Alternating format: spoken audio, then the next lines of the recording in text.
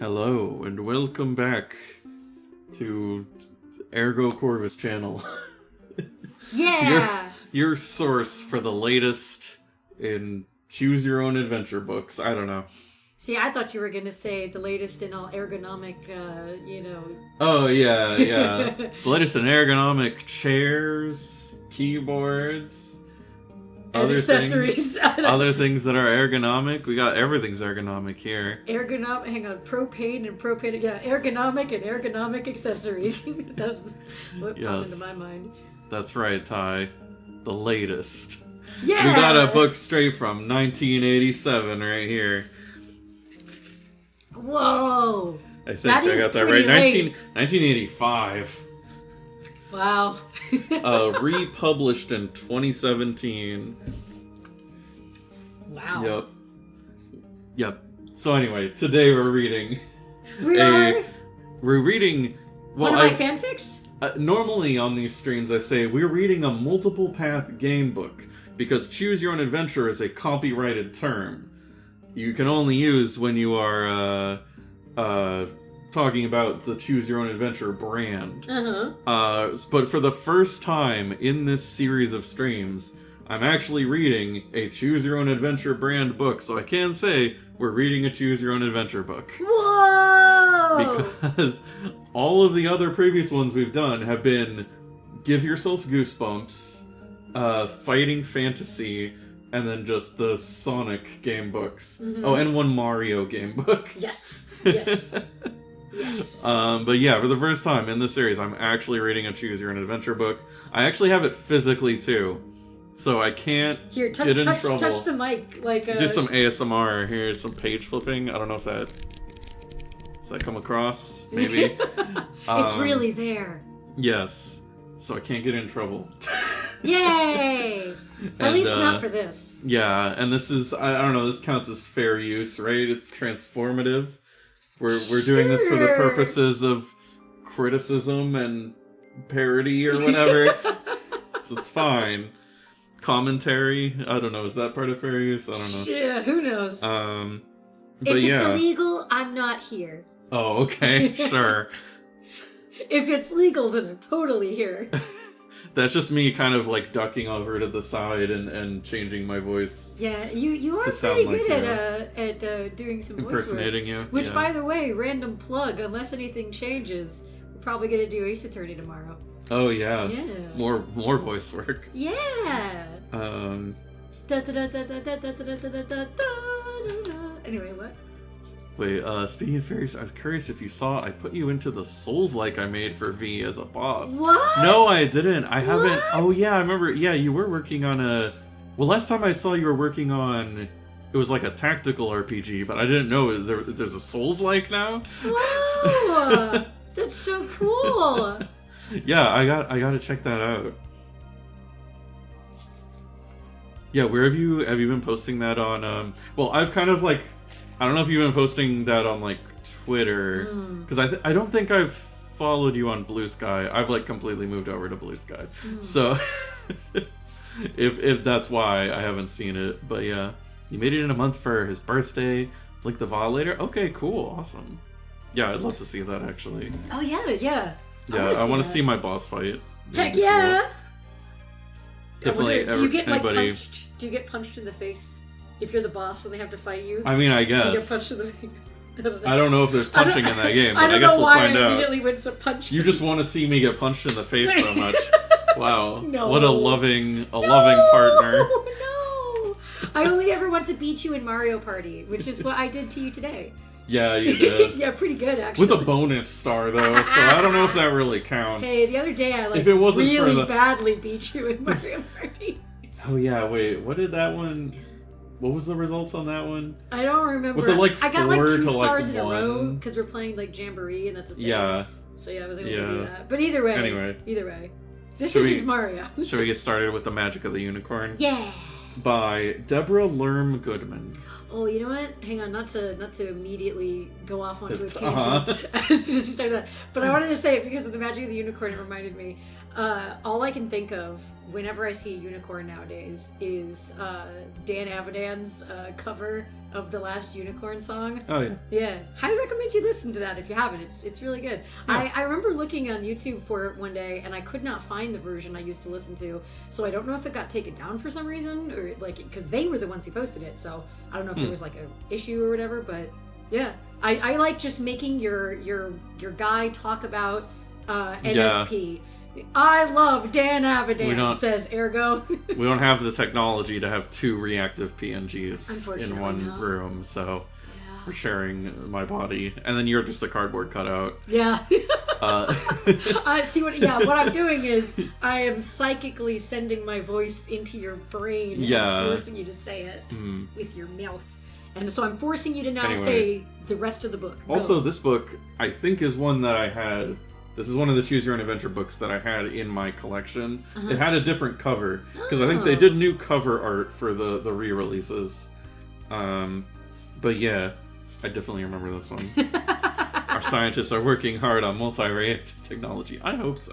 Yeah, that would make our life a little easier, wouldn't it? That'd be, how would that even, on like one microphone, it would have to recognize your like voice and then assign it to a different PNG. Maybe. Anyway. Should we look at what kids love about reading Choose Your Own Adventure? Can I read it? We got some reviews from kids.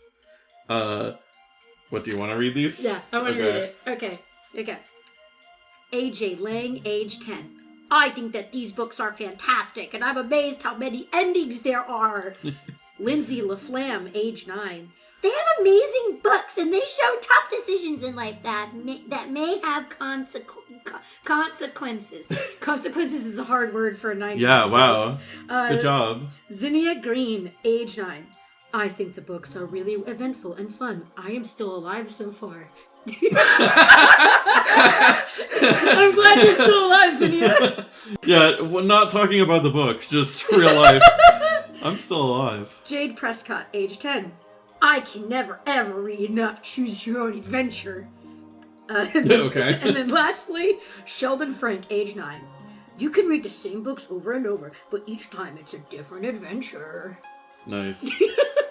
Thanks, kids. Zinnia gets my vote for the best comment. Are these from the original... because this was from the 80s, right? Because you said it was the 80s? Yeah, were these like in the 1985 one? I feel like they were. So these kids are like older than us now. Wow. I wonder what Zinnia's doing. Yeah. I hope Zinnia's still alive. I was just going to say that. Oh, no. But I was like, I don't know. Maybe I shouldn't. I hope all of them are alive and well. Check out Choose Your Own Nightmare. Oh, they must have been competing with Give Yourself Goosebumps. They have 8th Grade Witch, Blood Island, and Snake Invasion. Blood Island? Oh my gosh. I want to read Blood Island. See, if you could get Markiplier... I didn't even know this was a thing. You could totally do that as like a, hey, you should advertise Iron Lung and then do this Blood Island book with me. That's where the Blood Island is in Iron Lung. Yeah, in my next fan fiction, you and Markiplier will get to have a stream together. It'll be cool. And yes, Ty, Snake Invasion is Snake Invasion does sound pretty cool. Great title. Snakes are invading. And are they invading a plane? Probably. Magical Unicorn. To John, with thanks for your magic. Aww. Is John a unicorn? John the Unicorn? Okay, from now on, unless stated otherwise, the unicorn in this story, his name is John. It's John. John's the unicorn. Beware and warning. Beware for a scare! Oh wait, wrong book. Yeah. This book is different from other books. You and you alone are in charge of what happens in this story, not the author at all. You know, when you said this book isn't like other books, all I could think of was I'm not like other girls. I'm not like other books. But see, the nice thing is now people have gone into taking those images and making them make out with each other. So now the books can make out with each other. Anyway, what? There are dangers, choices, adventures, and consequences. You must use all of your numerous talents and much of your enormous intelligence. Whoa, I don't know if I got much of that, but I'll try. This book is really talking you up. Also, yay for first, Rainy! Good job, Rain. Yay! Always first in our hearts as well. In an ad. Oh, okay. We'll see you after the ad. After these messages. Oh, yeah, I forgot to run the ad thing to like turn off the Yay! pre-roll. Oh well. You're free of the ad. Yay! Hi, Rain. Yes, hello, friend. The wrong decision could end in disaster, even death. Oh, But don't despair. Because this isn't Danganronpa, the Choose Your Own Adventure story. Oh boy, that'd Thank be goodness. great. At any time, you can go back and make another choice. Alter the path of your story and change its result. It would be funny if it was like, no, like, you need to go with whatever choice you make. Like, when you reach an ending, you just have to put the book down. Like, yeah, you're not allowed. Here, I should actually have my Twitch, like, control panel open. That might help, yeah. but also hello, Addie, too. Welcome. Yes, hello, welcome. Yeah. How is everybody doing, by the way? Well, Ergo's getting that set up. There we go. I will possess him long enough to say that. And then also, I agree, the image does go hard. Because We haven't really commented on that. It's there's pretty this, sick. Yeah, It's we pretty didn't talk about the cover. Like riding a unicorn and like riding away from this like tree witch. It's crazy. I wonder if that'll actually happen. Oh, dude, oh no. It might not. Hey, I mean, I hope it's like an anime opening where like a thing happens that doesn't actually happen in the series. Ty said it sounds like Jumanji. Yeah, you die for real. You die in the Choose Your Own Adventure, you die in real life. Oh man. I kept making jokes when we were playing Mario Party because I kept winning, and I was like, well, maybe this is a sign. Yeah, I'm just gonna croak. Maybe this is the last win I'll ever get. Oh my gosh. God. Anyway. Maybe you'll just die in the book. You can go back and change its result. Okay, so here's the actual, we get to the actual like plot synopsis. The only water supply for your small forest village has become polluted beyond repair. Oh, no. Your wise friend, Marie Claire, sends you off with a magical talisman in hopes that you'll be able to save your village from demise. Oh, good. Can you solve the town riddle and find the sorceress? I hope so. Even if you find her, will she be able to purify the well? Does a unicorn reside in the forest? Its horn is said to fix even the worst of ailments, but is it too late to save it? A fire-breathing dragon, angry warlock, and devilish duchess all stand in your path. You must muster all of your bravery, quick thinking, and creativity to weave a magical route to safety for your village and yourself. Whoa, that's pretty cool. You know what else is cool? What your plans are, Rainy. I was just reading that, and that sounds like a good time. I hope that you enjoy the RuPaul finale. Yeah. And is there a unicorn in this forest? I sure hope so. Yeah, the title would be very misleading.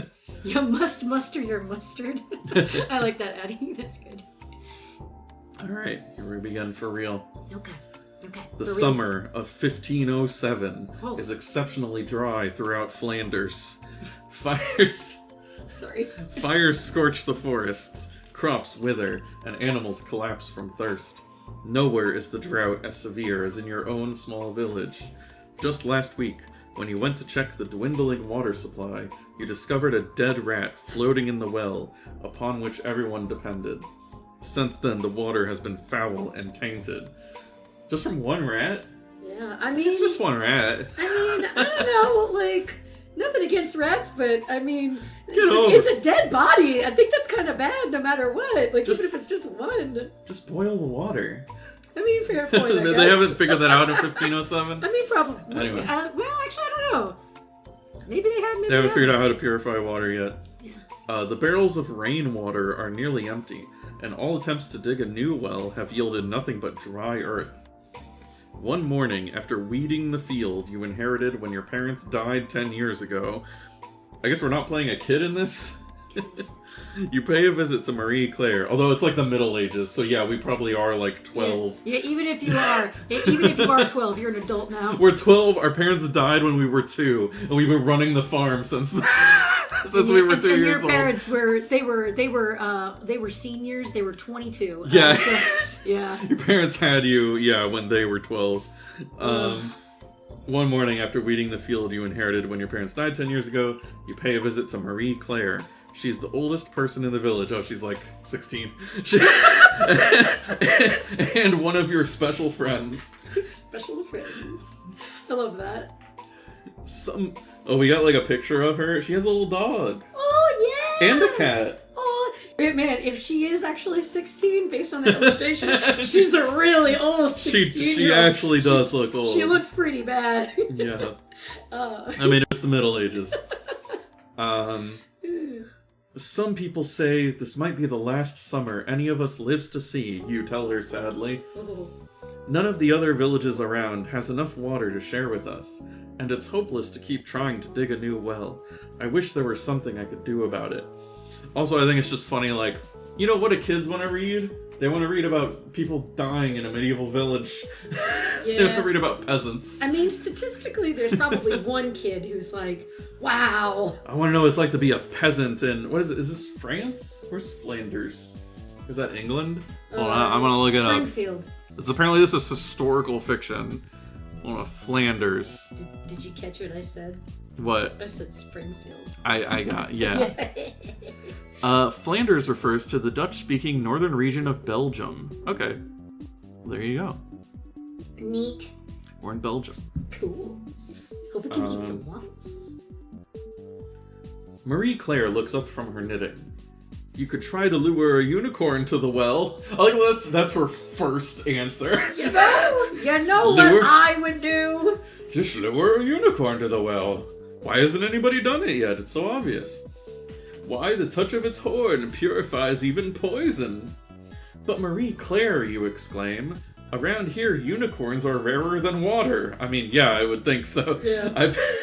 Just unicorns. Also, I like how, whether this is a child or not, just going out with the full government name right there, Marie. Well, actually, Marie wait, no. Claire. I guess it is. It's one of those names where they have first names. a hyphen. I realized that after I started saying it, Yeah. I was like, oh, it's probably one of those Yeah. situations. It's a two first names. But I still like the idea of them calling the full name. Yeah, first name Marie, last name Claire. Yeah. I bet it would be easier to find the sorceress than a unicorn. That's a good idea, she replies. There's an exclamation point there. I hope I got that across. Yes. I'm sure the sorceress knows all about unicorns. She's really on this unicorn thing. Why don't you look for her? But no one has seen her in years, you remind Marie Claire. The last person who tried to find her never returned. Ah, but you are 10 times smarter than anyone who has ever searched for the sorceress. If anyone can find her, it is you. I feel like Marie Claire is just trying to get you to go on this journey. Just go! Get out of here! I want some fucking water. I'm dying. Also, I'm getting a lot of pressure to be smart now. Yeah. Yeah, oof, it's on my shoulders here. Oh boy. It's okay. The character will do all the thinking for you. You just I have hope to... so. I mean, yeah. I gotta make the choices for them, though. Yeah. Although you feel flattered, you are not sure you are really clever enough. I was... Okay, see, they get me. They understand. Well, I'll give it a try. I wonder if I still remember that riddle describing the way to find the sorceress. Is this right? You take a deep breath and recite, Near a land reserved for woe, in a place that's high but low. Watch which way the bat doth go, find me there, and I will know. Okay, so we gotta follow a bat. So it's at a place that's sad, and it's high and low, and you gotta watch out for a bat. See, this just kind of makes me think of Dora the Explorer, where they're just like, through the mountain, bridge! Or like Land Before Time. Oh, you yeah! Gotta go over the thing, and then do the other thing, and then look for the tree star. Heck yeah. So we gotta go high and low, we gotta be sad, and we gotta look find for a bat. There we go. We're just looking for Wayne Manor. Yeah, that's basically what it's it the is. Bat Cave. It's high. I don't know where the high part comes in. Whoa. It's a tall cave. I don't know. Probably something like that. Perfect, says Marie Claire, as she hands you a glass pendant shaped like a raindrop. Whoa. Put on my good luck talisman. Use it as you need it, my friend. You say goodbye to Marie Claire, then roam the parched fields. After pondering the riddle, you think of 2 places reserved for woe. Oh, I might have a choice here. The sorceress could mean the village graveyard, or the small camp outside the village where 2 men who suffer from leprosy live in gloomy isolation. So do you want to go to the leper camp or the graveyard? I feel like they made a point to mention. Say the part about the lepers again? The small camp outside the village where 2 men who suffer from leprosy live in gloomy isolation. Gloomy isolation. We gotta be somewhere miserable, right? Okay. I say we go there, because they made a point to say it was miserable. Gonna go to the leper camp? Yeah. Page 8. Let's do it. At first I was like, why are you skipping pages? And then I remembered that this is a choose your own adventure That's story. how this works. I forgot. I already immediately forgot. Nah, I just didn't want to read those pages. Yeah, screw it. I just turned to a random page. I guess, I mean, you could do that with any book, but... I survived the leper camp, and all I got was this leprosy. I love that. God, that's Leprosy good. is always one of those ones that I get confused about, because isn't it actually true that, like, leprosy isn't contagious?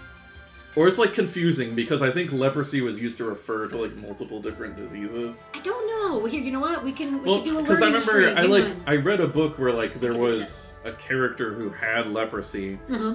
and I think, like, maybe it's, like, the modern definition is different.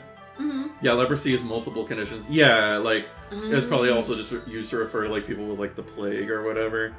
Because the actual, like, modern definition of leprosy is it's a condition where, like, your nerve endings, like, don't work, so, like, you don't have any sense of touch. Huh. And so, like, yeah, like, you'll end up, like, kind of hurting yourself since you can't feel anything. You'll just, like, end up kind of, like, hurting, like, especially, like, your toes and your fingers and stuff, because you'll keep slamming them into stuff. Yeah, because, like, I'm on the, like, leprosymission.org page. We don't have to get too into it. No. It's just saying it is a mildly infectious disease. It is spread by bacteria, and most people are not at risk of developing leprosy if they are exposed to this bacteria. And then, yeah. Because I think I was just on the page that said, is leprosy contagious? I was looking down to see more, and then I realized I was like, oh, that's what I was kind of searching, so that was basically it. But that's a rabbit hole for another day. Exactly. Maybe we're going to learn in this book, actually. Yeah, it would be nice if, I hope in the 80s they would be good about this kind of thing. Hopefully some accurate information. You turn down the path to the shabby hut where the 2 leprosy victims live. You know the villagers stay far from the men for fear of catching their dreaded skin disease, and they will be very upset if they ever learn you visited this place. When you first glimpse the 2 swollen faces peering out the doorway, you panic, then force yourself to continue toward them. "Welcome, friend. Please come inside," says one of the men warmly. "Thanks, but I'll stay outside," you reply. "I'm looking for it." It is kind of like one of those things where it's like, hey man, read the room. Like, you somebody's like just really sick and they're like, hey, come inside. "I'm looking for the sorceress. The riddle says she lives near a place of woe, and I thought that might mean your home." Don't just say that. Yeah, I said that, but we weren't here yet. Don't say it to them. Yeah, what the fuck? Inside thought. "Since no one will have anything to do with us, this is indeed a woeful place," says the second man. "But I don't think it's the one your riddle describes. We have never seen the sorceress. I think even she must be afraid of catching our disease. Is leprosy that bad, you ask?" "No," says the first man. That's good. "But the way people treat us is horrible. Aww. In fact, you'd better hurry back. If anyone sees you here, they won't let you return home." Aww. Turn to page 17. Well, I am sad now. Yeah, we got some sad music playing. I put on like a relaxing PS1 music. Oh, this is Metal Gear Solid. Oh, wow. Wait, which music is this? I don't know. Enclosure. I don't know which part that is. Anyway. Okay. Some dramatic part. When you go... That's the wrong page. You say goodbye to the men and head toward home. As you reach the road to the village, you meet several of your neighbors. Their faces whiten. Their eyes... dart back and forth between you and the men with leprosy, who are still standing by the doorway. Well, okay, it's not that far away then, apparently, if they could see it. Yeah. I thought it was further away. Yeah, I thought we went a little farther than down the street. "Stay back," shouts one man. "Keep away. It's all right," you insist. "I was just there for a minute. You can't return to the village. Go back to the lepers, shrieks another neighbor, eyeing you fearfully. As you start to follow them, the villagers gather stones. Leper, leper, they scream, throwing rocks at you. Turn to page 7. Filled with horror, you race away from the villagers. You slowly realize you can't go home, but cling to the hope that their panic will subside in a few days, especially if you find a way to purify the well. Since you can't continue your search for the sorceress by investigating the graveyard, you decide to concentrate on finding a unicorn.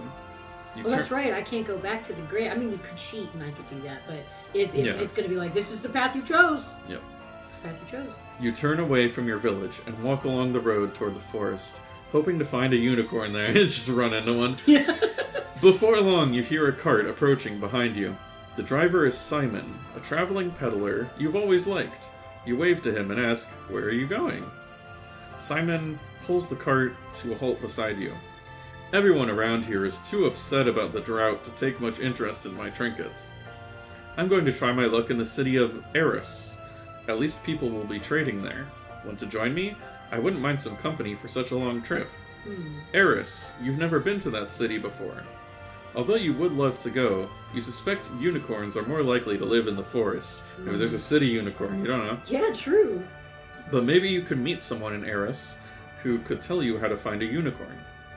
Do you decide to search for a unicorn in the forest, or do you climb in the cart headed for Eris? See, this is tough because, yeah, unicorns usually do live in the forest. I mean, heck, if we're going to use our cover photo as an example, looks pretty woodsy to me. Yeah. I don't see any, cityscape. Yeah, there's a living tree, and also a dragon. I, just noticed the dragon. Whoa, how appropriate. Dragon in the bottom right corner, Yeah. breathing fire. My brethren. Breath are in? Because it's breathing fire? High five. No. Oh, okay. It's not that good. All right. I'm just kidding. Yeah. Okay. But what I was gonna say is the whole little flavor text there where they were like, "Ooh, but maybe somebody will help you there." I'm like, "Ooh, that is true. What if? What if? What if? Do I want to go to the city or do I want to go into the forest?" What does my heart tell me to do? You know what? Based on the music, hang on. Does this music that you're listening to invoke more of a foresty vibe or a city vibe? It's more foresty. More foresty? Okay. Let's go with the foresty vibes then. Okay. Let's continue with the Turn to page 13. with how the music Oh makes no, us feel. unlucky page number. Oh, I'm gonna believe it's lucky. Screw the whole 13 is unlucky number thing. Thanks. But I can't go with you now. How about another time? You tell Simon. You wave goodbye as he continues down the road. When he disappears from view, you leave the road and make your way into the shadowy forest. The air is parched and still. Even the birds are quiet. As you travel deeper into the forest, the only sound you hear is the crunching of your footsteps on dry leaves. After several hours of walking, you notice a few long strands of silver tangled in a bush. You hold your discovery up to the light, trying to decide whether it is fine thread or hair. You've never seen anything like it. What, like a spider web? I just assumed it was a spider web, but I guess it's hair. As you look around for other strands of silver, you spot several small hoof prints. They are too little to belong to a horse, and aren't the right shape for a deer. Your heart stops for a second when you realize the hoof prints, and the silver strands may be traces of a unicorn.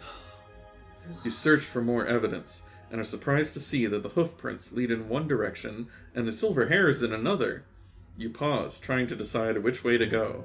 Do you follow the hoof prints, or do you head in the direction of the silver strands? Man, this choose your own adventure story is giving me lots of choices really quick. Yeah, I'm like, oh lots shit. of choosing a lot of adventures. Oh my god. Okay, so you get the little hoof prints. Because they made a mention that it was little hoof prints. Yeah.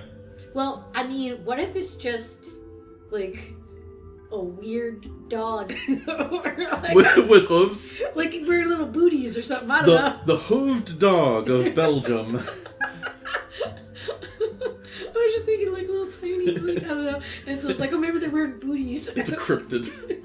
The dog with hooves. You know, it makes me think of, actually, it makes me think of that Adventure Time clip, but I've seen it more as a GIF where the deer like takes off his hooves and he's got hands. And it's like, because he's gonna like punch somebody or whatever. He's like taking his gloves off. It's weird. Anyway, I feel like, well, see, now part of me is curious. Now I kind of want to know what these freaking little hoof feet are. But I personally feel like if I went with the hair, we'd probably find the unicorn. But I am now very curious about the little hooves. I want to follow the hooves. Let's follow the hoovies. Turn the page. But make it known that I do think the silver hair will probably lead us to the unicorn. You find a My Little Pony.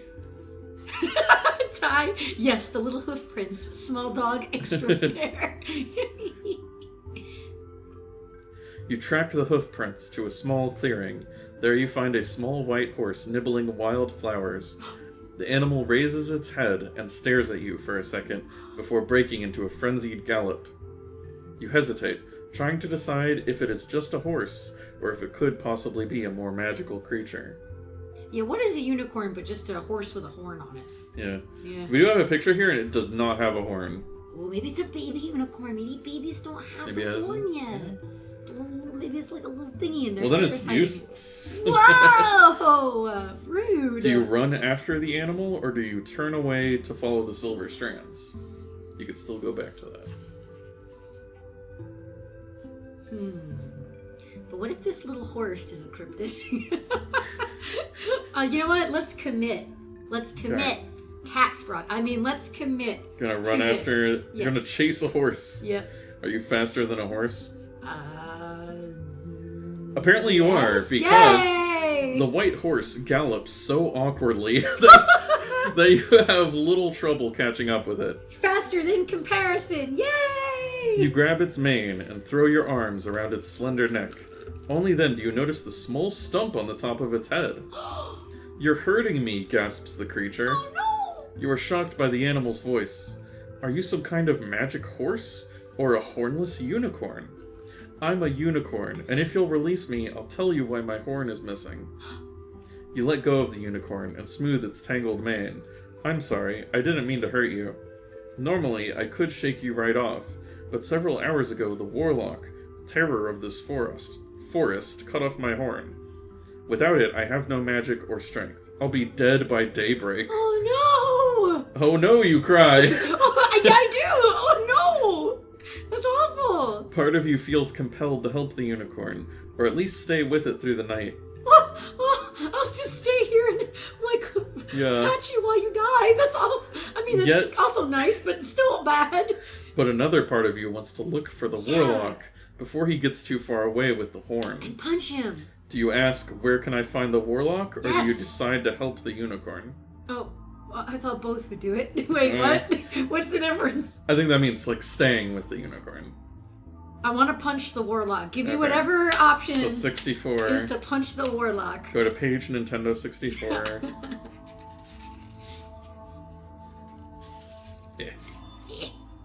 The warlock is hard to find because he's always moving around, answers the unicorn. Dang. He's just a rambling man. The sparrows have told me he often visits the wood witch who lives west of here, where the fir trees grow. How will I recognize her, you ask? She's a fucking wood witch. No. The unicorn shrugs weakly. I've never seen her myself. Imagining a horse shrug is funny. Yeah, and also, on that note real quick, Ty, thank you for being here. Thanks for dropping by. Good. Yeah. Good to see you. And yeah, they really were harshing on that horse. Yep. How will I recognize her? I've never seen her myself. There's enough danger in this forest already. I don't go looking for more. But I'm dying anyway. Probably a good thing, I guess. I mean, it didn't help him because he's dying. Yeah. As you thank the unicorn, you feel a twinge of guilt for abandoning it. But you remind yourself that saving your village is the most important thing right now. All through the night... I thought we were helping by going to find the warlock. We're not helping? I don't know. I mean, we're going to find the warlock. Okay, I hope so. I think the idea is that he's cut the horn off. So you're just going to go get the horn. Okay. And then use the horn. Okay, and then punch the warlock. I don't know. Maybe. they're probably gonna give me some backstory that'll make me feel bad, and it'll be like the warlock is actually trying to save the town, and I'll be like, now I feel conflicted feelings. All through the night you head west. By dawn you notice more and more fir trees growing among the birches and maples. A soft wailing sends a chill up your spine. You tell yourself it must be the wind. Turn to page 74. I like that I pulled up Twitch and it did immediately come up to your page. Nice. Yeah. Farther ahead, past a stand of fir trees, you see a clearing. You race up to it, expecting to find the Wood Witch's dwelling. Instead, you discover 7 life-size wooden statues. Most are of surprised woodcutters, but there is also a crying child. And Child? Yeah. And another statue of a woman. Her face is full of terror. You study them closely, noticing that some are remarkably detailed. Thanks, Grunty, for resubscribing with FNAF reference. I had to with Crying Child. I think that's appropriate. Anyway, go ahead. What? You study them closely, noticing that some are remarkably detailed, while others seem more like fir trees than humans. The sudden crack of a breaking twig makes you turn sharply. A tall creature, half woman, half tree, stares at you with glittering green eyes. Oh, is this the lady on the cover? Oh, whoa. I don't know, I got a bad feeling. Uh-oh. She looks angry on the cover. Oh, shit. 2 branches move like arms to embrace you. Run, you tell yourself, but you can't. You are paralyzed with fear. Don't be frightened, whispers the Wood Witch. Well, okay. Too late, I guess. I already am. As she touches you, your body turns to wood. You can't see a thing, but you can think and feel, and your screams sound like the howl of the wind. Holy shit. You make a lovely statue, says the witch, as she strokes your smooth wooden arm. And in 10 or 20 years, you'll be a handsome fir tree. The end. No, I died! You turned into a tree! I turned into a tree! You're What a is tree. this? That Captain Planet parody? Where You're Don a tree. Cheadle turned Turns everyone everyone into into trees? trees. No! That's where your story ends. No! Turned into a tree. No! Alright. What was the choice that brought me there? Going to the Warlock? Was that what made me go there? Yeah, going after the warlock. Okay. Can I rewind? Do you want to stay with the unicorn, or do you want to go back to the beginning? Let's stay with the unicorn. Let's see. Let me find it real quick. I still think that's a bummer. Turn into a tree. Yeah. Man. Run after the animal. Today's just not my day. I get. So you decide to help the unicorn. Turn to 68. Yes.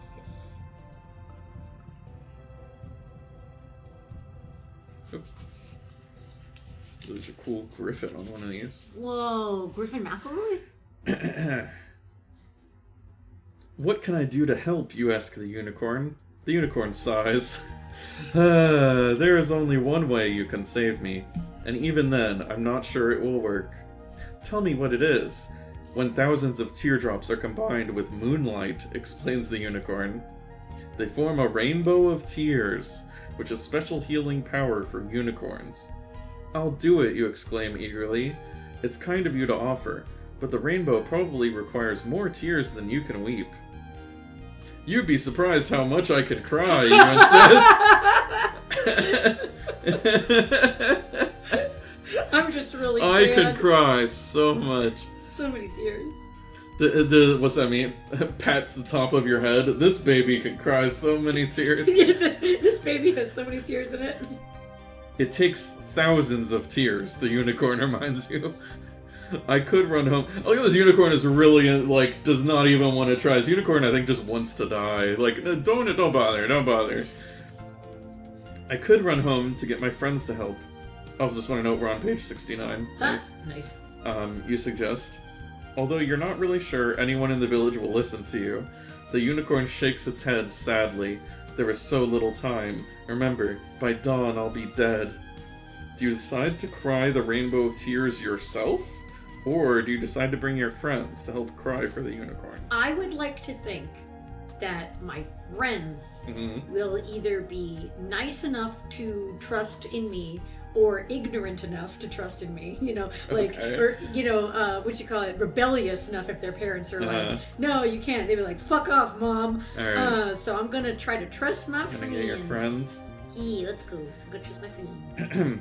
I'll hurry back, you promise the unicorn as you set out for your village. Can the unicorn come with you also? Yeah, because for them, they're probably just gonna see a horse, I guess. Or it's like They're not gonna believe you anyway. I don't know. Anyway, yeah. The shadows grow longer with each step you take. You search anxiously for familiar sights, Uh-oh. but by the time the moon rises, you know you are Oh, lost. fuck. You decide to return to the unicorn, but after walking all night, you find no trace of it. Oh. By morning, you know the unicorn must be dead. No! Holding Marie Claire's talisman in your hands, you whisper to it, "If you really bring good luck, prove it to me now. Help me find my way home." For 3 long days, you stumble aimlessly through the forest. Just as you begin to think you are lost forever, you hear voices in the distance. You discover 2 of your neighbors working in their field. You are so relieved you forget about their fears of leprosy and rush over to greet them. "Get away!" shouts one. "You can't come back!" cries the other. Turn to page 98. I'm regretting this choice Forgot hardcore. about the Unicorn's leprosy dead. thing. People hate me still. Ugh, man, what? Ugh, it's a day. You curse your bad luck as you run past the men to the village. Marie Claire's talisman has led to one misfortune after another, and this is the worst. When you reach the well, you tear the charm off your neck and hurl it into the murky water. "Good riddance," you yell. "You brought me nothing but bad luck." You rub your eyes in disbelief. The water begins sparkling brightly. You can see clear to the bottom of the well. "It's clean," you shout jubilantly. "The water is clean." The villagers gather around the well to taste the fresh water. "Welcome home," they cheer. Wow. The end. What? What? You did it! I guess.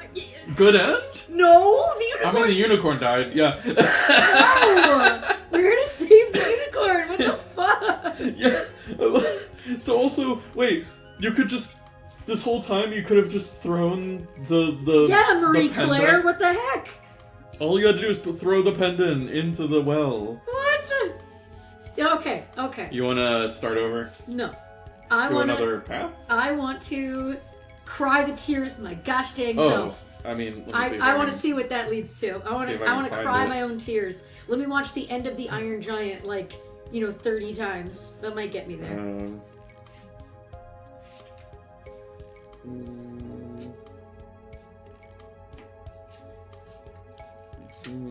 But yeah, man, what an unsatisfying end though that was. Just And then of course they're like, "Oh, now we're fine." Yeah. Ain't that the way though? Ain't that the Saw way? this strange thing.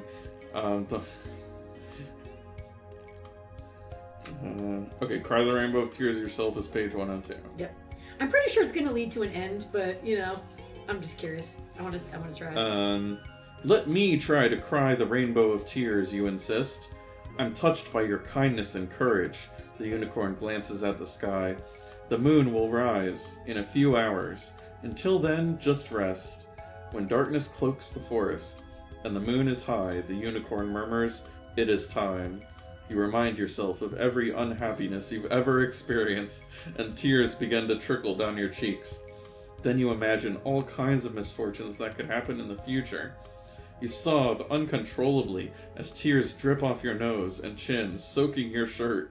You cry so hard you begin to cough, but nothing happens. No matter how much you weep, no rainbow appears. "I'm sorry it isn't working," you whisper to the unicorn. No one can fault you for trying. The unicorn rests its head on your lap. As morning approaches, it begins to croon sorrowfully. The unicorn's song of death pierces through the darkness, penetrating the dreams of people far and wide. Are they gonna cry? Are they gonna cry? Is this like a Pokemon first movie situation?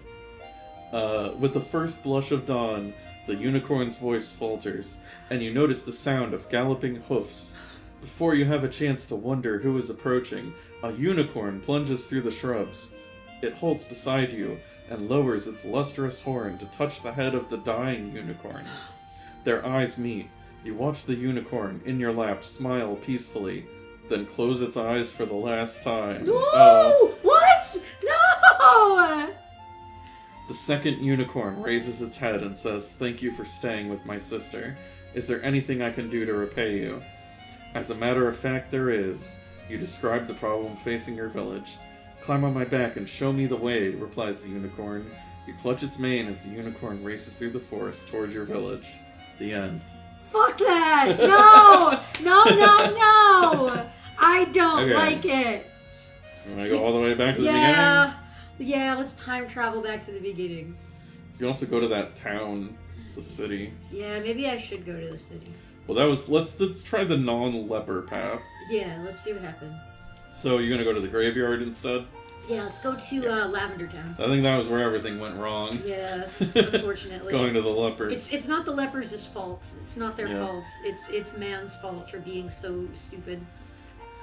Even though the path to the graveyard is all... Also, one thing I am noticing, this compared to the other books, this is much shorter. It is. It is. These books are way shorter than the... The endings are definitely very like, hey, Yeah. by the way, it's abrupt, here you go. Like, the Goosebumps ones... Well, okay, the Goosebumps ones were longer because they usually had, like, a main plot line. Yeah. And then there would be, like, little branches off. Yeah. Well, usually there would be 2 plot lines. Uh-huh. There'd be 2 main plot lines, and so those would go on for a while. Mhm. Whereas this is just kind of a lot of short paths. It is, yeah. It's actually interesting, on the back of these books, It they shows all have, like, the- they have a map, Yeah. kind of. They don't label anything, so it's not very useful. But it technically does show you, like, how many choices there are. Quite a And, few. like, yeah, it's like a tree of Yeah. choices. There's quite a few of those. I will say, I don't know if I'll ever get to writing it. But I mean, hey, since I've started writing again, maybe. But in vein of what you were talking about in regards to like the Goosebumps, choose your own adventure stories, how it's like the 2 plots. That's basically what mine is. The idea that I had for your choose your own adventure story that I was writing. It was like a plot A and a plot B. So yeah. Cool. I guess I was doing it more in the vein of like Goosebumps, but Yeah. yeah. Anyway, go ahead. What? So we're starting off with Going to the graveyard? Yeah, Lavender Town. Got it. Okay, let's go. Even though the path to the graveyard is all downhill, you are hot and thirsty by the time you arrive there. Mm-hmm. You sit in the shade of a drooping tree to cool off. Mm-hmm. As you watch parched leaves float to the dusty ground, you consider the next line of the riddle. In a place that's high but low. What can be both high and low? Looking around, you notice the rolling slopes of the hills along the far side of the graveyard. They seem to be both high and low, okay? So just a hill, I guess is the answer. But then the church bell rings, striking noon. Turning, you realize the steeple of the church also fits the riddle. The church itself is in a low valley, but the steeple towers high above the village.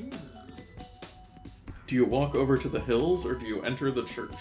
Well, before I answer, I wanted to say one of the things that entered my mind while you were reading that. When you were reading the riddle, that kind of riddle just made me think back to that old Batman movie, the one with Adam West, Yeah. and the Riddler. Just what lives in a tree is very dangerous, or what is? Yeah, hang on. What lives in a tree and is very dangerous. Sparrow with a machine gun. I think it was like something even more absurd because Yeah. what weighs 6 ounces? That was it. What weighs 6 ounces lives in a tree and is very dangerous. And yeah, Robin just matter-of-factly goes, a sparrow with a machine gun. That's right. That's right, Robin. And who preys on birds? Cats. Catwoman. That's just what that made me think of for some reason. Anyway, Hills Church. You know what? In the spirit of me playing that game, the doll game, and my favorite character working at the temple, let's go to the steeple. Let's go. Let's go. When you go inside the church, Brother Michel looks up from the candelabrum he is polishing. Ooh. I was just wishing for some company. What are you up to, my friend? I'm looking for the sorceress, you explain. You explain your interpretation of the riddle. Brother Michel strokes his chin. Sounds like you're a heretic. You'll be burned at the stake. Oh, shit! No, I don't believe anyone has ever considered the graveyard or steeple when figuring out the riddle. No one has ever thought of that? No one? Not a one? No one ever thought that the graveyard is a place of woe? No, because... You may be on the right track. The next line of the riddle says to watch which way the bat goes, you tell him. Have you ever seen bats here? Plenty, he exclaims. At night they fly around the steeple. I've heard them down in the cellar, too, although I never actually go there. I didn't know there was a cellar under the church. Oh, there's a crawl space there, but it's too small to be very useful, says Brother Michel. Not only that, it's so infested with spiders that no one dares set foot in it. Uh-oh. It would be a clever place for the sorceress to hide. If I had the courage, I'd look there. You are tempted to investigate the cellar, even though you don't like the idea of running into a web full of spiders. You also remind yourself that the riddle mentions a place that's high but low, and the cellar doesn't fit that description as well as the steeple does. Do you want to explore the steeple, or do you think the cellar is a better choice? I'm gonna go with my gut and continue on with the steeple. Steeple. Let's do it. Will you help me climb up the steeple? You ask Brother Michel. I'll hoist you onto the rafter, but after that you're on your own, he says. You heretic. I'm afraid to climb that high. Brother Michel lifts you over his head, up toward the rafter. You grab the beam. After a few seconds of scrambling, you right yourself safely on the rafter. What are you going to do next? Calls Brother Michel nervously. You look around. See that rope dangling from the church bell? Would you please move it closer so I can grab hold of it and climb all the way to the top of the steeple? He takes hold of the bottom of the rope and carries it towards you. I can't bring it any closer, he says. I'll have to take a leap. Let's hope I can grab that rope. You tell him with more confidence than you actually feel. Here goes. Alright. So this is the part where if it was a fighting fantasy book, you'd have to roll a dice. Just hoping I don't crack my head open. Or the by Sonic falling book. down. You hurl your body toward the rope, and miraculously manage to grab it tightly. Yes! Also, in all these pictures, they do show you as, like a little child girl. Yeah. Which usually these books let I'm you... in my midlife. Usually these books keep it, gender neutral, but I don't know, I mean, I guess... I'm a little... I guess the text has been gender neutral, but the pictures have all been showing a girl. I mean, who knows? Maybe, you know what? Maybe... They were like, oh, this one's about a unicorn. Only girls are going to read this. Oh, fuck that noise. Maybe this town, besides being pretty rude to lepers, maybe they're just like, fuck, clothes are clothes. Whatever. Just wear what you want. We don't fucking give a shit. We die at the age of 20 anyway. Well, anyway, you grab the rope. I do. I grab it. As you sway from side to side, the clanging of the bell is almost deafening. Oh no, wails Brother Michel.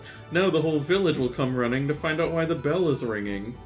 Just wait till they see I've allowed you to climb all over the church. Go on to the next page. Oh no, I've got the church leprosy now.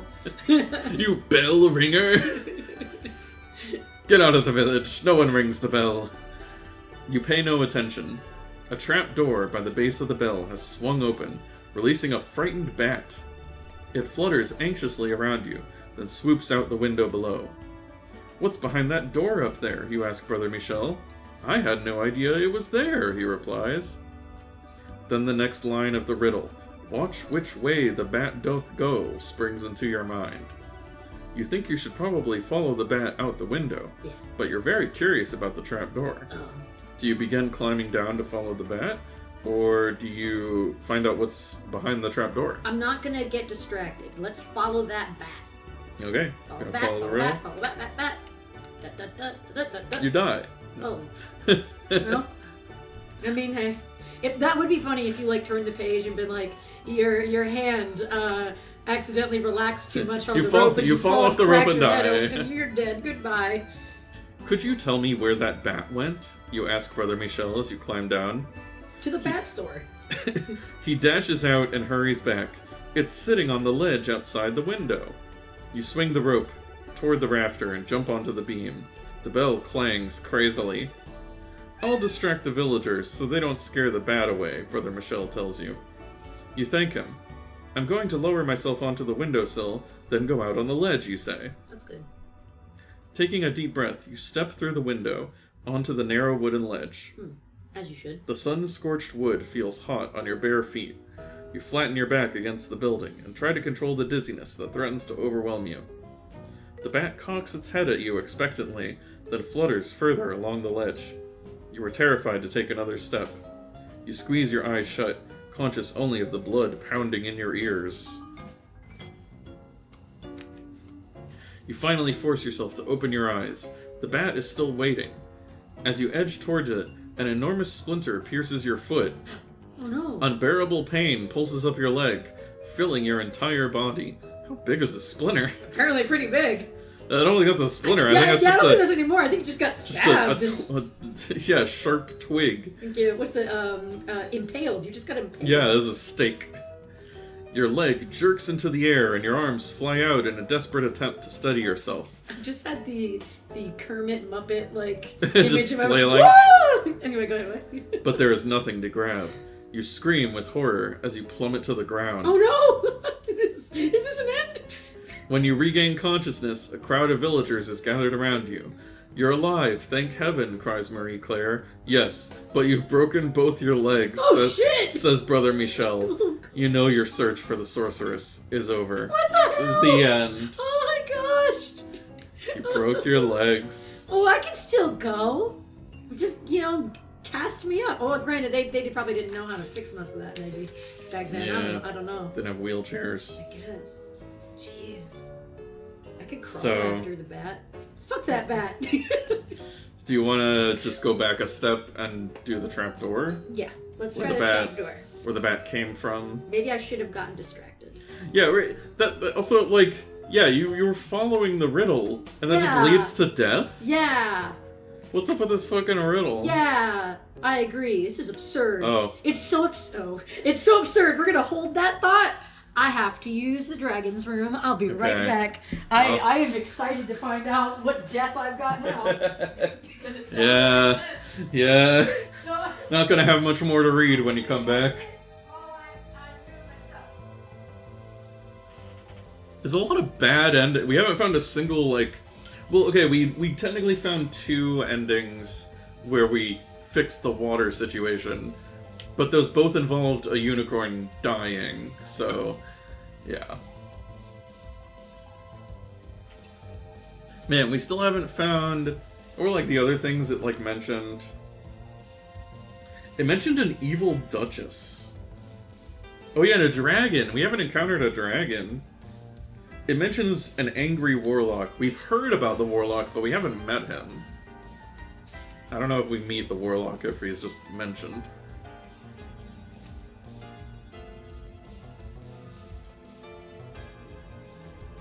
I'm gonna drink some more water. This story is making me thirsty. All these people dying of thirst.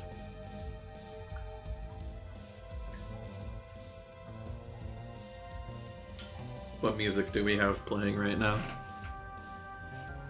This is from Castlevania Symphony of the Night.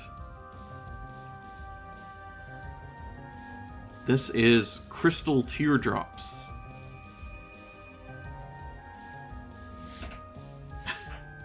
So Grezy posting in the chat saying, okay, my guess is that I go down the trap door and then I'm trapped forever because it's a trap.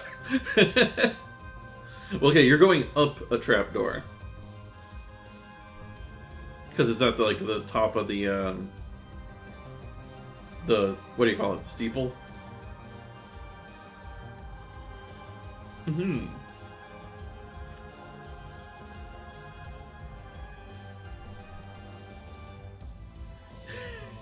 That, or Brother Michel is evil and he traps me inside. That would be quite a twist. I'm gonna start a battle royale with the stream avatars while we wait for Grezy to return. We'll see if she wins as usual.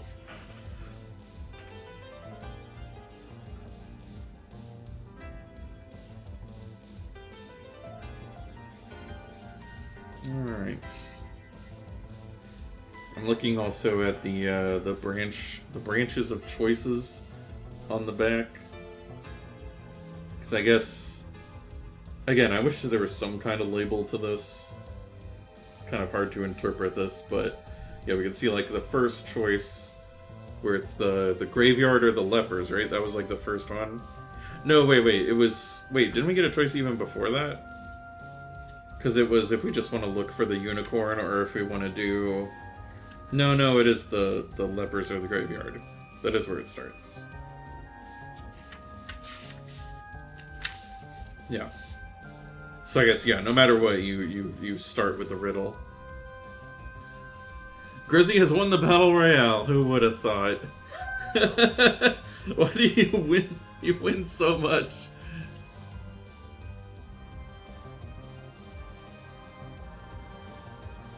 Get back here.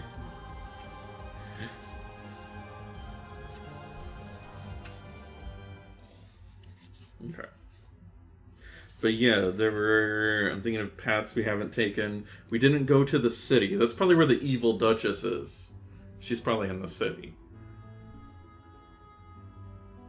I think that's like the other like main thing. And then I guess if we went to the hills instead of the church. Oh, and then we could go to the cellar instead of the steeple.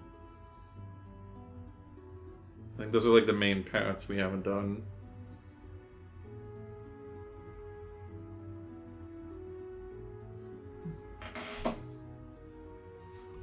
Hey, I have returned. You're returning? I have returned. Like the king. Welcome in back. that one movie. Return of the King. Return of the King. Yep. Okay. I'm going to see what's behind the trap door, you tell Brother Michel. Mm-hmm. I'll keep the villagers outside so they won't distract you, he calls to you. Be careful. The bell rings loudly as you climb up the rope. At the top, you crawl through the opening into a small, dark compartment. The tiny room is empty, save for a large goblet brimming with a clear, colorless liquid. For a second, like my brain just heard gob, and immediately I was like, goblin? There's a goblin in there? A large goblin, full of clear, colorless liquid. Ew, no, stop, go. Hesitantly, you take a sip from the goblin. No! No! It's his spit. Ew. When you realize it is fresh, cool water, you take several sizable gulps. Well, just drinking this water you just found in an attic. Just, water. You die. No, you pause for a second and notice the goblet is just as full as it was when you first discovered it. Magic goblet! Being careful not to drop the glass, you climb down from the steeple. Quite a bit of water spills on the way, but the goblet remains full. You rush outside to show Brother Michel, and find the entire village gathered with him. Look what I discovered, you shout. You pass the goblet among the puzzled villagers. They each take a drink and marvel at the endless supply of water. Ah, man, people would hate. Like, oh, they're all sharing the same goblet. They even wipe it off. Well, see, no, I immediately, now I'm wondering if somebody's gonna go, evil! And then just, like, break the fucking thing. No, it was in the church. It's a holy artifact. Oh, yes. It's not witchcraft. Oh, yeah, no. That's right. This is God's endless water. Brother Michel shakes his head with disbelief. My grandmother's great-grandmother told her a saint had blessed our village with a secret treasure, he tells you. Whoa. All my life I've tried to figure out what it was. You've found it. Before you know what is happening, you find yourself on the shoulders of your friends and neighbors. The crowd cheers your cleverness and courage as they march toward their parched fields with the magic goblet. It's gonna take a while, I guess, to water all these fields. But the end. Oh. See, here I thought it was a bad end. No unicorns died. I mean, presumably the unicorn is still out there somewhere. Oh, we just didn't encounter it. No, I want to save the unicorn. Can it be possible? It's gotta be possible. The other options, because we still haven't found this damn sorceress. Yeah, no, we haven't. So there was, if you want to stay with the church, we could look at the cellar. Okay. That was full of spiders. Okay. Or the other option of what was high but low was the hills. Mm-hmm. Or if we want to go on the leper path, then we could go with the guy to the city to talk to someone in the city. I think for now, let's continue where we are. In the Lavender Town. Yeah, as I Okay. choose to call it. And let's go to the cellar. Let's see if Shelob is in there. Okay, graveyard. Church. Take me to church. Magic of the unicorn. I think the cellar is a better choice. I'd like to explore the cellar, you tell Brother Michel. He smiles at you and says, let me get you a lantern, then I'll show you the way. He leads you to a far corner of the church, where he opens a heavy trap door. Oh no. There are no stairs, he explains, since the space is only about 3 feet high. You'll have to jump down and then crawl. Wish me luck, you say, as you lower yourself through the hole. When your feet reach the ground, Brother Michel hands you the lantern. You get down on your hands and knees, take a deep breath to calm yourself, and adjust the lantern. Only then do you see the spiders.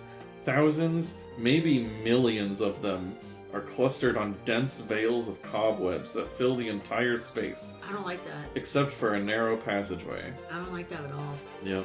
I'm not a fan. Not a fan of that. Not a fan. You shudder with fear, but force yourself to crawl through the tunnel. The lantern casts eerie shadows on the webs. Spiders scurry under your shins.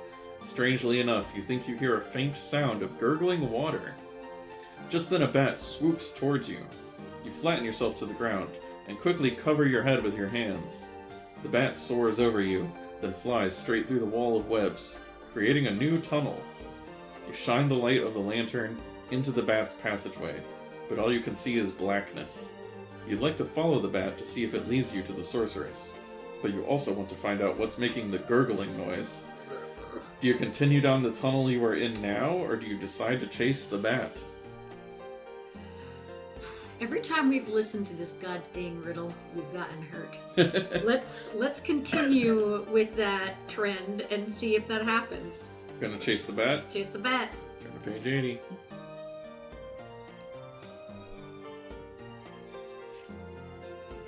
As you make your way through the narrow tunnel formed by the bat, you notice the passageway slopes deeper into the earth. The space becomes so small that you have to slide slowly along your stomach. After wriggling for what seems like half a mile, you know you must be far away from the church. Suddenly, thick shrouds of cobwebs block the tunnel ahead. There isn't a trace of the bat. You cover your eyes with one arm and push through the webs with another. When you lower your arm from your face, you find you are inches away from the most enormous spider you have ever seen. It is even bigger than a rat. The giant spider springs on you. Forgetting the low ceiling, forgetting everything except the 8 hairy legs clutching your shoulders and face, you bolt upright. Your head smashes against the earth above. Before you know what is happening, the ceiling collapses. Oh. Still locked in the spider's deadly grip, you are buried forever under tons of earth. That night, Brother Michel summons the courage to look for you, but his search yields no clue to your disappearance. The end. Dang. Greasy_Dragon Lady says ah.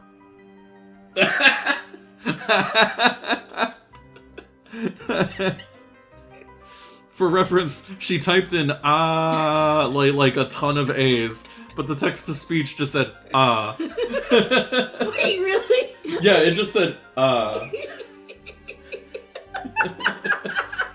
Though she wrote like a whole paragraph full of A's. I did. Hang on, I'm gonna read it that way then.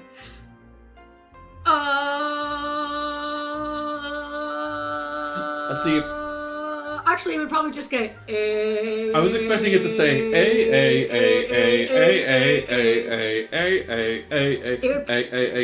It would probably only do that if you did. all capitals. Oh, you think so? If you did all capitals, because then it would think it's like an acronym. That is funny that it just shortened it to ah. Here, I'm gonna try it with a bunch of spaces. See if that does anything. I'm gonna take a sip of water. That's a good idea. I would recommend that. Wish I had that never-ending chalice. Yeah, that'd be really easy with streams. Okay, let's. Oh, I realized I wrote all that and I wasn't on text-to-speech. Just for fun, just gonna post Yeah. that.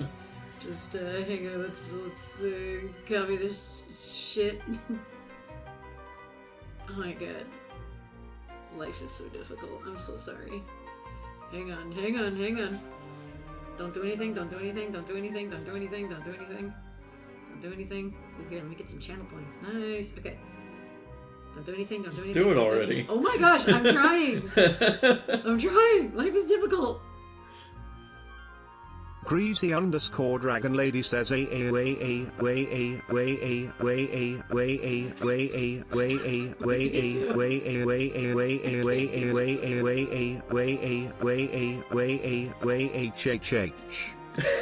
What did it do? I don't know. It sounded like oh wait,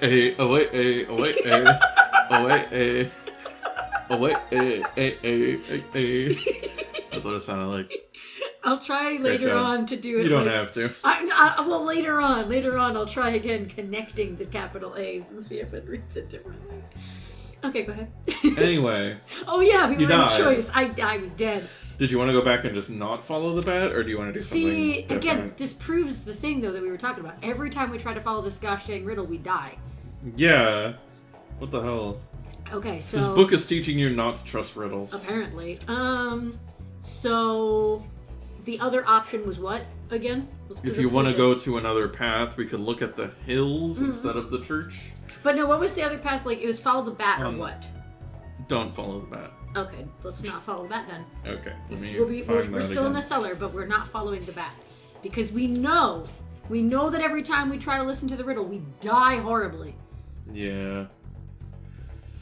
Alright, church. Cellar. 15. Chase the bat. Okay, continue the tunnel you are in now. Okay.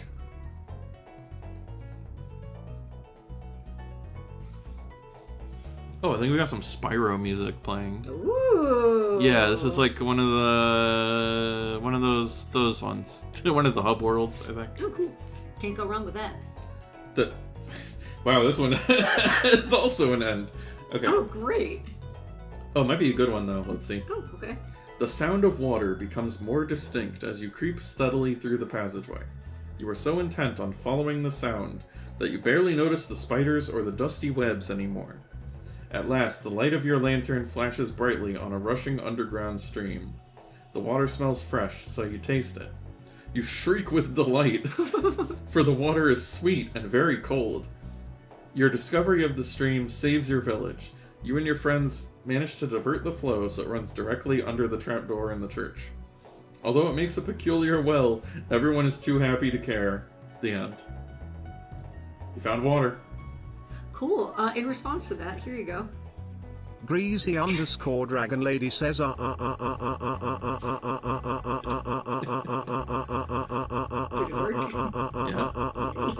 Sing At the end, he just went. He was saying and then he said. Oh, see, more people should use text-to-speech. It's pretty funny. Alright. Okay. But yay us! How many Found wins more versus water. losses do we have so far? I haven't been keeping track. Seems even, I guess. I think so, because let's see, we died. There was. Well, I can't. I don't know. I died by becoming a tree, Don Cheadle style. Yeah. And then I died with my legs. Well, I didn't die with my legs. But just you broke your legs. Yeah, so I broke my legs, so that was an end. And then I died. The spider. Yeah. The spider burial. Yeah. Killed by a spider and being buried alive. Oh, that's at the same double time. whammy. And then the bat one. That was the bat one, right? Yeah, it led to that the was spider. That one. Did I have another death? I'm not remembering. I mean, I think that was it. So it was like 3-4 deaths. Ends? Yeah, and then like the good ends we got was you threw the pendant in the well, which fixed the water. Yeah. And for then, some reason. That's the only time that the pendant has come up, by the way. Yeah. In all these other paths, it doesn't matter.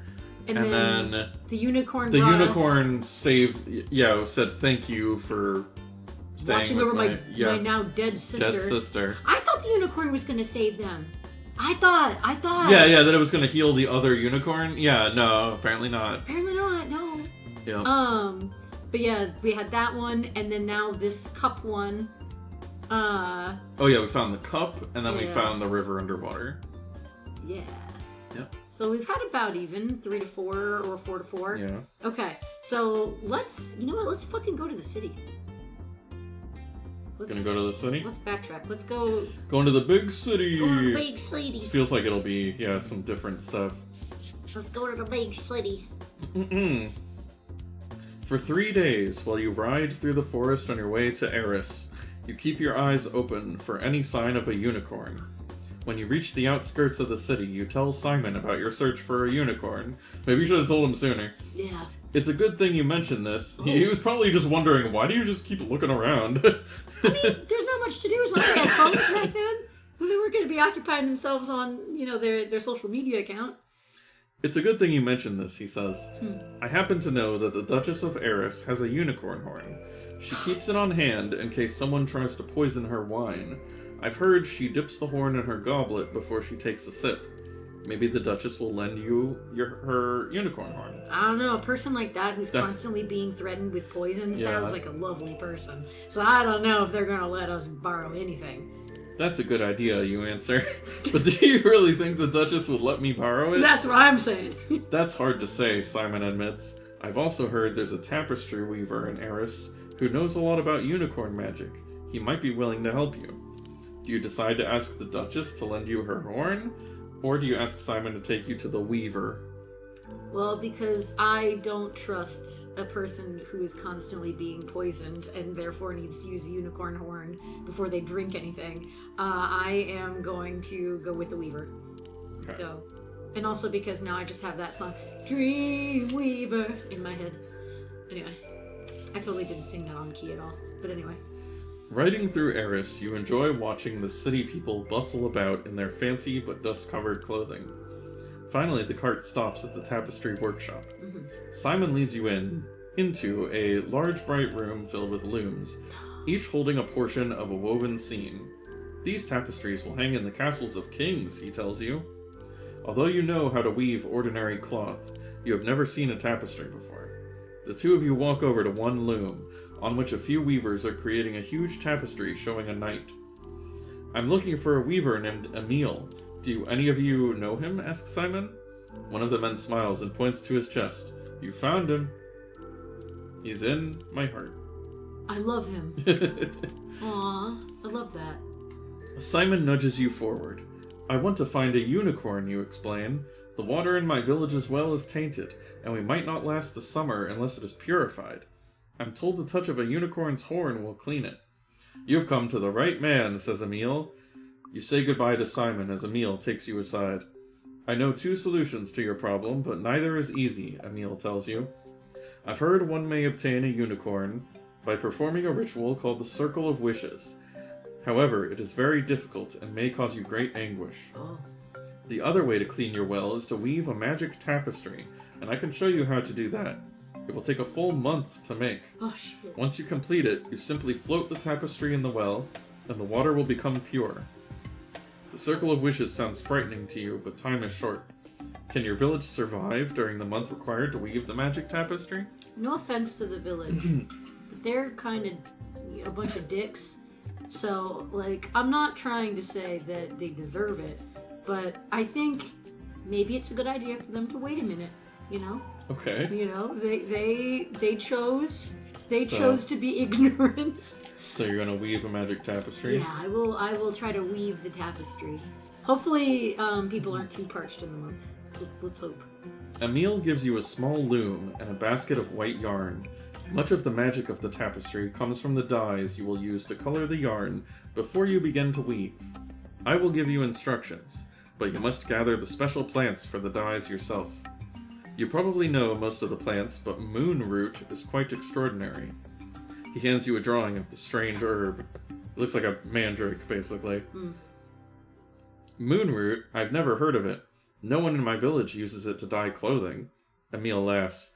Moonroot is so rare that not even the king's robes are dyed with it. You see, the plant only blossoms under a full moon. Luckily for you, tonight is the full moon. You got one shot. That evening, you make your way through the forest outside the city to a certain grove of birch trees, where Emile suggested you look for moonroot. You are delighted to see the peculiar, silvery plants growing there. Just as you begin to gather them, a grotesque griffin descends noisily through the trees, heading straight for the precious moonroot.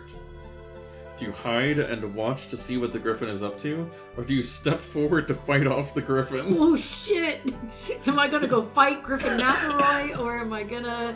I mean, does it eat a moonroot though? That's the thing. Does it like to eat moonroots? Sounds like it. I don't know. Or what if the moonroot... I don't know, what if the moonroot is sentient and like they're bros and they talk, and then there's this crisis of, oh my god, I'm gonna murder this root that's sentient. I'm probably thinking too hard into it. Yeah. I kind of like the idea of fighting off the griffin. Do you want to just see if that just leads to a death, like, immediately? I can just leave my finger here. Yeah, go ahead. I am curious. I feel like it will just immediately kill you. You. Yeah, it's very short. You wave your arms frantically to scare off the griffin. Not at all bothered by your efforts, the beast sinks its claws into one of your arms. You try to ignore the pain, and with your uninjured arm, you struggle bravely to free yourself from the creature's grip. With the last of your strength, you try to fling off the griffin. You lose your balance and topple into the moonroot. The griffin's gleaming claws are inches from your face when you close your eyes. Oh. The end. Dude. So yeah, let's not do that. That was rough, bro. Let's see what the griffin is up to. Yeah. That'd be funny if it's like turned into like a full like battle system. Just turns into like an RPG. Heck yeah. Make an attack roll. Punch the griffin in the face. Use your sword. Well, it's a sick picture of the griffin, by the way. I'm looking at it. Yeah, I'm like, it's oh, a it looks cool neat. griffin. Yeah, it looks neat. I still like calling it Griffin McElroy, though. So, like, I'm imagining what if it was just Griffin McElroy? It's just Griffin McElroy. Just some dude with glasses. Anyway, what? You jump quickly into some dense raspberry bushes where you can safely watch the griffin. The beast sniffs the plants and begins gobbling them with alarming speed. You have to stop the griffin from devouring all the moonroot, or you'll have to wait another month for it to blossom again. As you struggle to decide what to do, you nervously pop raspberries in your mouth. Mood. You're just watching this griffin, it's like, hey, raspberry, sorry. I mean, it's called stress eating. You stress eat. Their sweet taste gives you an idea. You fill your hands with the ripest berries, quietly placing them on the ground. You form a trail from the bushes to the birch grove. The griffin is so busy consuming the moonroot that it doesn't notice your approach. Taking careful aim, you toss a raspberry toward the griffin. The beast eats it eagerly and looks around for another. You toss a second berry, and the griffin snatches it up. You continue to throw berries, making sure each one lands a bit closer than the last to your trail. Just as the griffin discovers the trail of raspberries, you duck behind a shrub. Distracted by the berries, the beast moves away from the moonroot. You breathlessly gather the remaining plants. Nice. Good job. Yeah. So clever, as the book keeps saying. We're so smart. The next morning, Emil shows you how to combine the moonroot with other plants to create magical dyes. You soak the yarn in the dye, stirring occasionally, just as you would at home. At first, the resulting colors seem disappointingly ordinary, but when you examine them more closely, you discover the flash of rubies in the red yarn and the scent of pine in the green yarn. Ooh.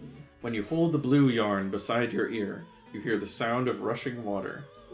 Since you already know how to weave plain cloth, you have no trouble understanding Emil's instructions for making the tapestry. When you finally start to weave, it is even easier than you expected.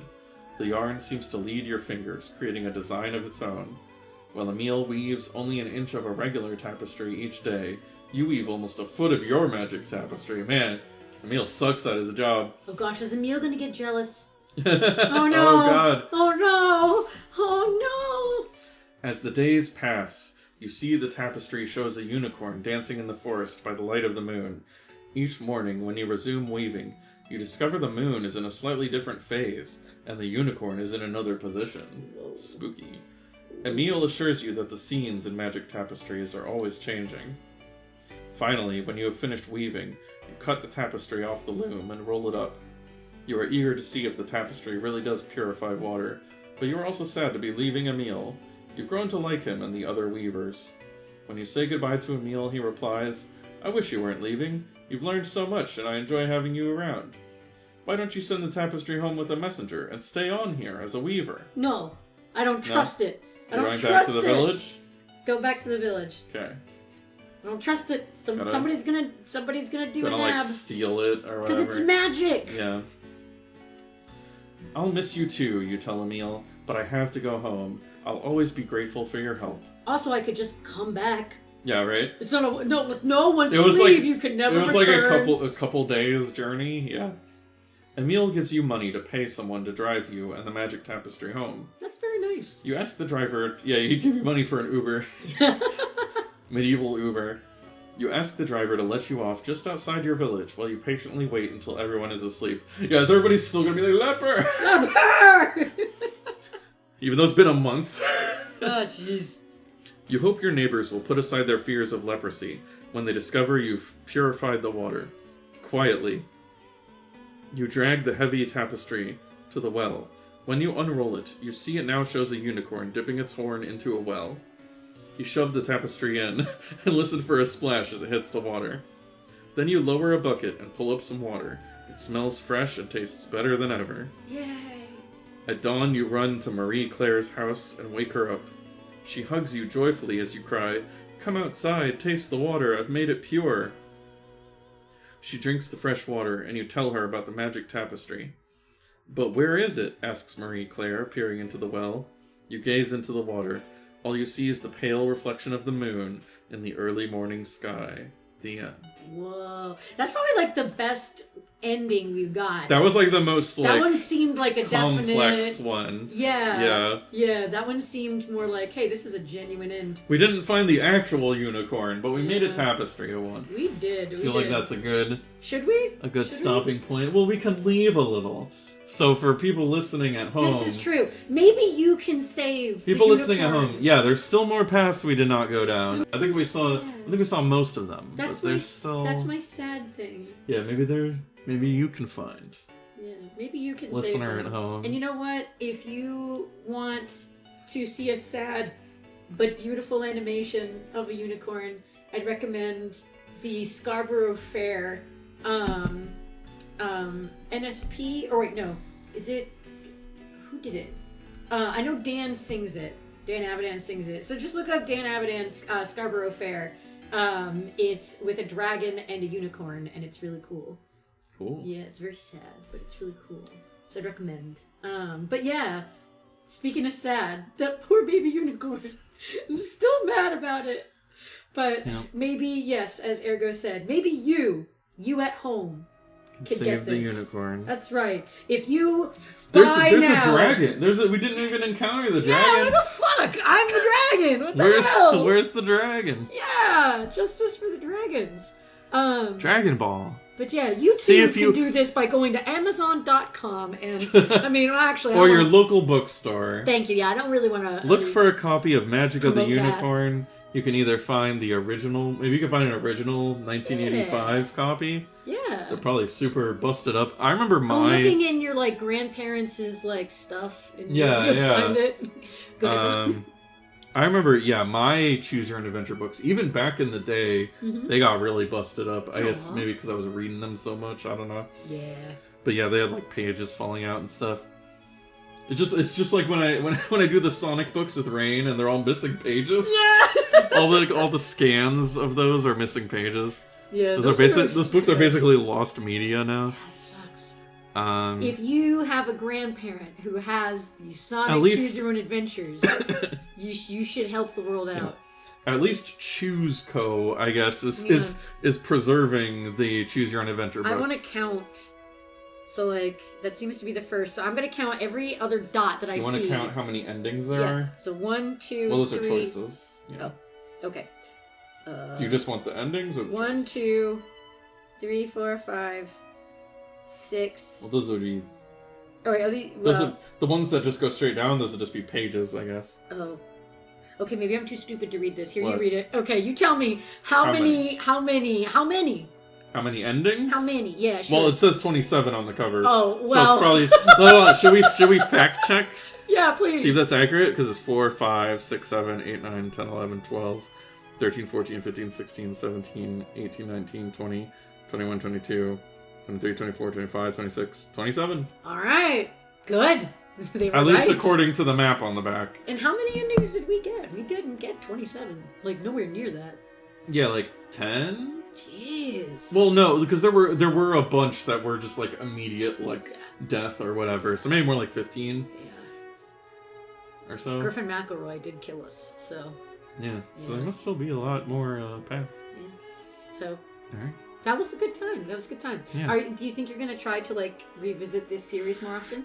Yeah, I'll see if I can try to organize Yeah. some collabs. Yeah, so if you're interested, hit up Ergo Corvus if you are a mutual.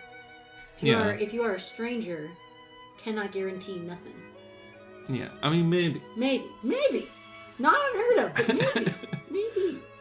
But no, thank you for this, Ergo. It was fun. It was a good time.